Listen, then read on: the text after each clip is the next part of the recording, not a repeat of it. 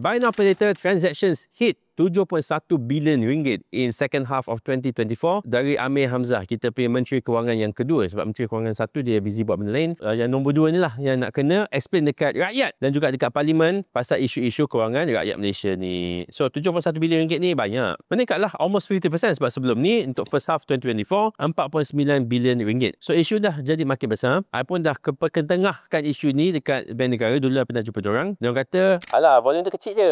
Tapi it is a growing problem.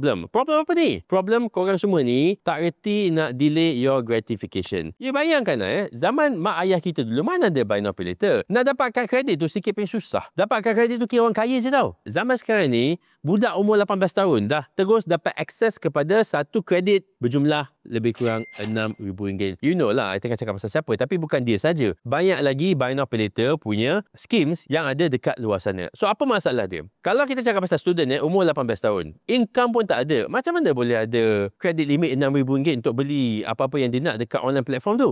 Tak logik. Kalau nak ambil kad kredit pun sikit pun susah. Gaji kena RM2,000. Itu minimum. And you can tahu, kalau untuk bank, dia punya reporting tu adalah kepada Bank Negara Malaysia, which is bawah Ministry of Finance. Tapi untuk this buy now pay later, dia report kat siapa?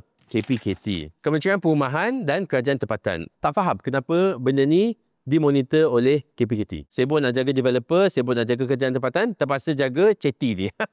Isu yang ada tentang buy now pay later ni adalah ia membenarkan korang yang daripada tak layak, tak mampu, tak boleh, jadi boleh. Tapi masih tak layak dan tak mampu Sebab kalau korang mampu, at least kena ada income lah. Tapi in this situation, gajinya tak ada, masih student lagi, gaji baru RM1,800, dah boleh beli iPhone 16 Pro Max harga RM6,000. So apa masalah dia? Masalah dia adalah macam mana kau nak bayar balik benda ni? So maknanya yang you meminjam tu sebenarnya bukan dengan buy now pay later. You pinjam daripada diri you in the future. Installment yang RM500, RM250 sebulan tu, yang spread across 12 bulan, 24 bulan tu, siapa yang kena bayar balik? Diri you juga. Benda ni akan makan diri you, terutama sekali bila you pergi komitmen dah besar. Mak ayah dah sakit. Mak ayah minta duit sikit, kata tak boleh lah. Abang tak ada duit sebab abang nak kena bayar hutang itu, ini, itu, ini. Itu kalau kau bayar. Kalau kau tak bayar macam mana pula? Nama kau akan masuk dalam sitos secret. So bila kau dah sempit dalam kehidupan kau, semua orang salah kecuali diri kau. Tapi sebenarnya, siapa yang sign all this commitment? Siapa yang sign for all these loans? Engkau juga. So bila nak buat keputusan untuk beli barang, ingat ya, walaupun boleh, jangan percayalah orang kata. Sebab apa? Sebab boleh. No.